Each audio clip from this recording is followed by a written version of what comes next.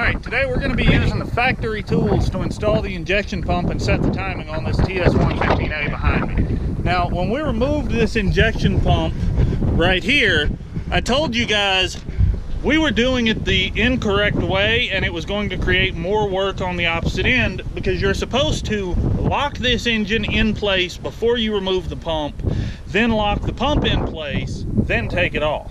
Now, the reason we did not do that is because this pump went back to the injection pump shop that just rebuilt it. They had to disassemble everything, so us locking the pump in place, they would have had to undo anyway. But now, they sent this pump back locked on cylinder number 1, just like it's supposed to be. So what we have to do is bring this engine around and put cylinder number 1 in the correct position for the timing to be right. And in order to do that, first thing we have to do is disconnect the battery and remove the starter. Now you may be thinking, gee, the starter is on the complete opposite side of the engine. Why do we even have to mess with that? Well, the reason we have to mess with that is because we're going to be doing this job with this right here. This is the factory New Holland tool set that is used to set the timing on this tractor. And the way this works is we're going to remove our starter, and then this plate bolts in 2 of the starter holes. This pin goes through the block, the engine block, and locks the flywheel in place. And once that pin locks the flywheel in place, that's how we know the engine is in the correct position to be timed. But we'll get into all that a lot deeper here in a few minutes.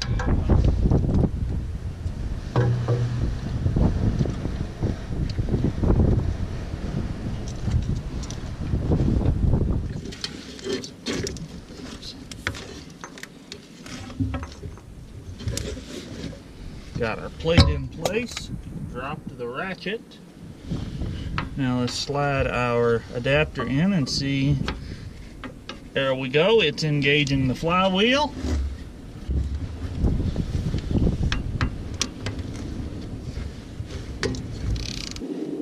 And there we go, our pin just slid in, the engine's locked up. Now we're ready to throw that injection pump on, right? No, not yet. We have one more thing we got to check. Now that flywheel will land in the proper position even if the engine is on the wrong stroke. We have to make sure our number 1 is on top dead center, and the way we're going to do that is by removing this lift pump here. We got to remove this lift pump for 2 reasons. Reason number 1, we have to set the timing. Reason number 2, we got to check this thing and make sure it's good. The injection pump shop could not find any problems with my injection pump. They said everything checked out great. They bench tested it, they pressure tested it, they did the whole 9 yards to it, and they're saying there's nothing wrong with that pump. So we got to double check we didn't get a bad lift pump out of the box, but we also need to be able to access our camshaft, which we will do through this hole, and that's going to tell us if our engine's in the right position or not. So that's step number 2. 3, whatever step. I found my clampy stick too. Yay! Alright, so we're gonna look in here, and there's our camshaft right there. And if this engine were set properly, there would be a little line scored across the camshaft from the factory that we could see, but there's not. That means I have to roll this engine over 360 degrees and relock the flywheel. Then we should be ready to put the injection pump on. There we go. Rolled it over, locked it again. Now we're going to come around here, take another look through our camshaft hole. There's our little line that we're looking for. See that little cast bar? That's what we want. Now we're ready to put the injection pump on. You Instagram followers saw the other day when I picked up that trailer load of material out there. We're going to be putting that in the ground here real soon, so stick around if you want to see how that's done. But I tested this lift pump on the bench. I clamped it in a vise and worked it manually here in the front, and then worked it manually here on the back as well, even though they do the same thing.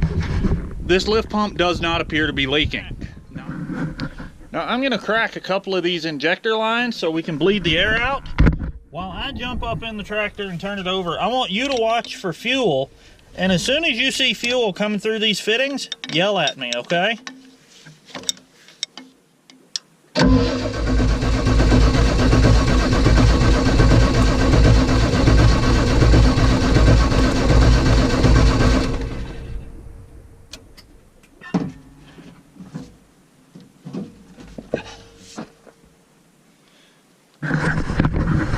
I don't remember hearing you yell.